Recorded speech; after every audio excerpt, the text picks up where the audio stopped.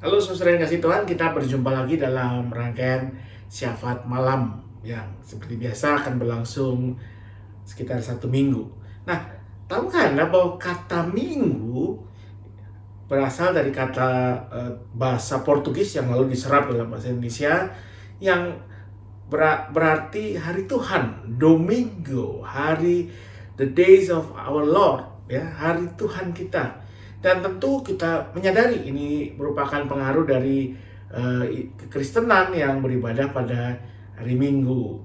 Nah, tentunya kita tahu bahwa hari Tuhan bukan cuma hari Minggu, tapi juga semua hari dalam 1 minggu itu kita meyakini sebagai hari Tuhan. Minggu ini dalam Syafaat Malam kita akan merenungkan tema-tema yang berkaitan dengan hari-hari dalam setiap minggunya. Mari kita ikuti bersama. Tahukah Anda asal nama dari hari terakhir dalam 1 minggu, yaitu hari Sabtu? Nah, menurut kamus terbuka internet Wikipedia, kata Sabtu berasal dari bahasa Arab, as-sab, yang berarti hari ketujuh. Nah, kata ini sendiri punya akar yang sama dengan kata dalam bahasa Ibrani sabat, yang berarti perhentian, istirahat.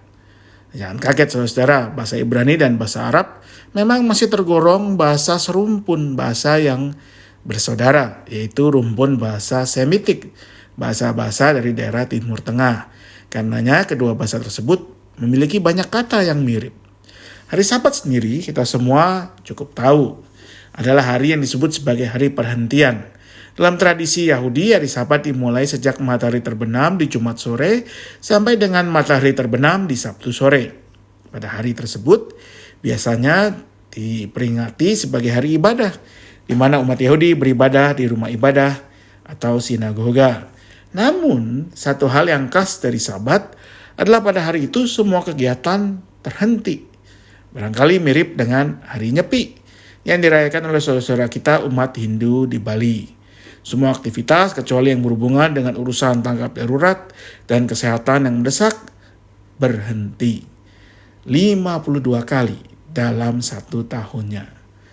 Dalam kehidupan orang-orang Yahudi, Sabat berfungsi sebagai sebuah titik henti, jeda dalam kehidupan.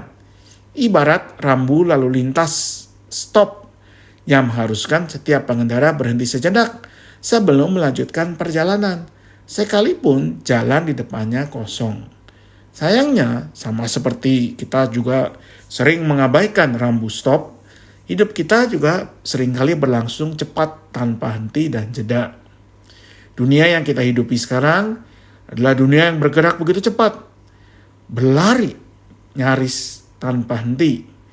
Semua bergerak cepat, manusia, barang, informasi. Kecepatan seakan menjadi mantra di zaman ini. Kita ingin semuanya serba cepat, bahkan real time, sekejap, seketika.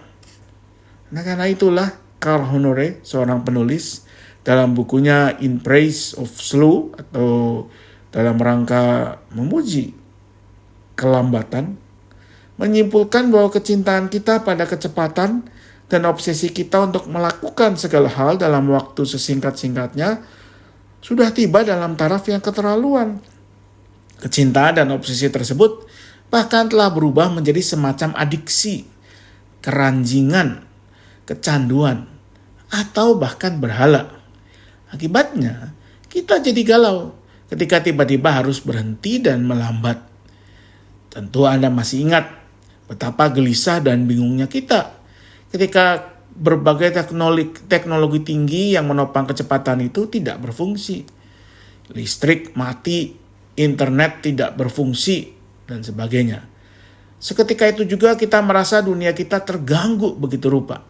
Kita kehilangan arah dan mengalami kegalauan.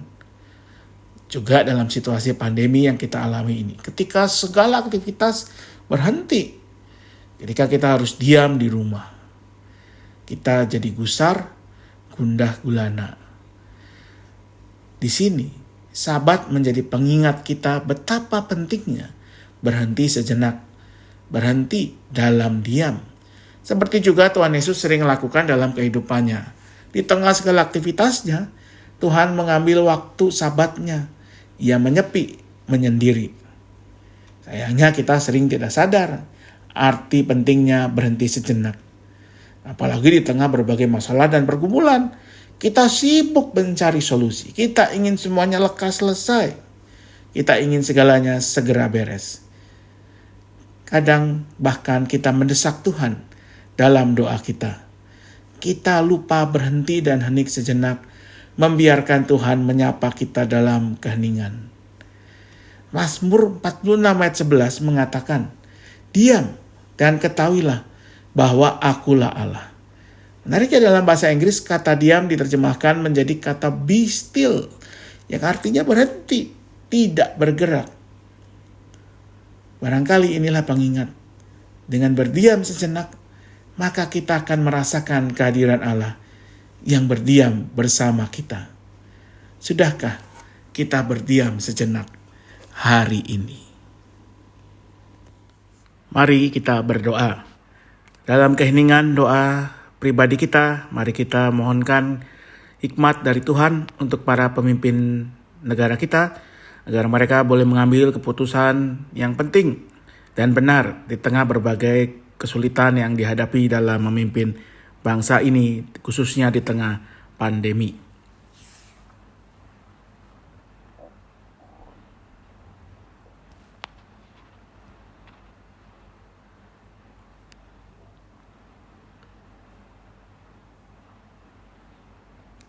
Mari kita berdoa bagi gereja Tuhan, agar sekalipun gereja juga mengalami berbagai kesulitan karena pandemi, sekalipun gereja di banyak tempat tidak dapat beribadah di tempatnya yang semula dan harus beribadah secara online, tetapi biarlah tetap gereja menjalani panggilannya untuk menjadi terang, menjadi garam, untuk menyatakan kasih Tuhan di tengah dunia di mana gereja ada.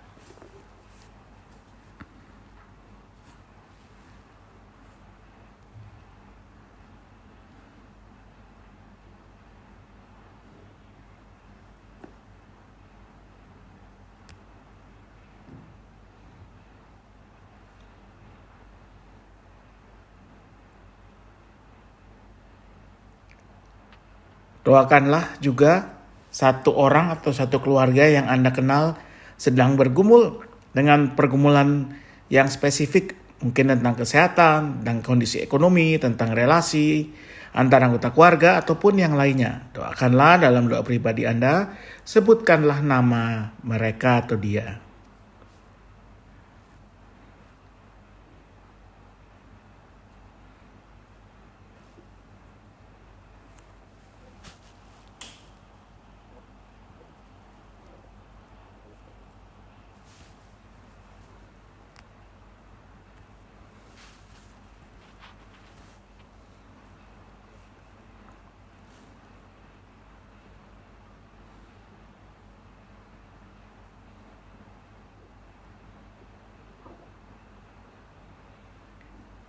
Mari dalam keheningan kita masing-masing juga kita memohon kekuatan dari Tuhan, hikmat dari Tuhan, agar kita boleh terus mengambil sikap keputusan yang penting dalam setiap pergumulan yang kita hadapi.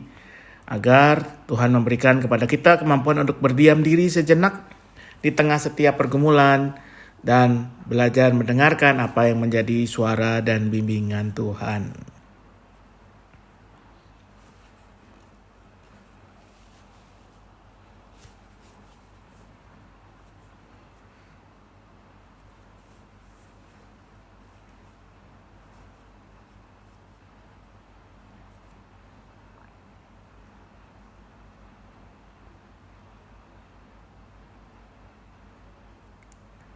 Bapa kami yang ada di surga, inilah doa kami percaya ketika kami belajar untuk berdiam, mengheningkan diri, Tuhan akan membimbing dan menuntun kami untuk menemukan kebenaran dan kehendak-Mu. Maka biarlah kami serahkan doa kami, tapi sebelumnya kami juga mau mengingat dan mendoakan saudara kami yang dalam berbagai kelemahan fisik karena sakit, mereka yang dirawat di rumah ataupun di rumah sakit, mereka yang sedang dalam perawatan, yang hendak menjalani perawatan atau mungkin juga sedang dalam masa pemulihan. Kami berdoa untuk Bapak Henry, Bapak Glenn, Bapak Roni, Bapak Suherman, Ibu Joyce, anak Michelle, Ibu Herda, Ibu Grace, Bapak Andreas, Ibu Titin, Saudara Andion, Bapak Tan Insyu, Ibu Angel, Bapak Singgi, Ibu Westri, untuk Nesya, Niel, dan juga untuk Bapak Gunawan. Kami percaya Tuhan akan tetap menguatkan, mendukung saudara kami ini dalam setiap keadaan mereka, dan juga keluarga yang mendampingi mereka. Inilah doa kami. Kami naikkan hanya dalam satu nama, Yesus Kristus Tuhan kami, yang juga mengajarkan kami berdoa bersama demikian. Bapa kami yang di sorga, dikuduskanlah namamu, datanglah kerajaanmu, jadilah kehendak-Mu di bumi seperti di sorga. Berikanlah kami pada hari ini makanan kami yang secukupnya. Ampunilah kami seperti kami mengampuni orang yang bersalah kepada kami. Janganlah membawa kami ke dalam pencobaan, tetapi lepaskanlah kami dari yang jahat. Karena Engkau yang mempunyai kerajaan, kekuasaan, dan kemuliaan sampai selama-lamanya. Amin. Demikianlah saudara yang kasih Tuhan, rangkaian syafaat malam kita pada minggu ini. Kiranya dengan demikian kita boleh belajar untuk makin menghargai, mensyukuri setiap hari yang Tuhan anugerahkan kepada kita. Untuk boleh kita rengkuh sebaik-baiknya, untuk boleh membawa sukacita buat diri kita, buat setiap orang yang ada di sekitar kita. Dengan demikian, biarlah kita menjadi saluran kasih dan berkat Tuhan. Kini selamat beristirahat.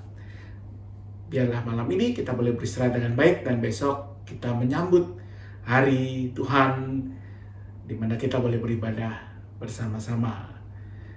Tuhan memberkati selalu.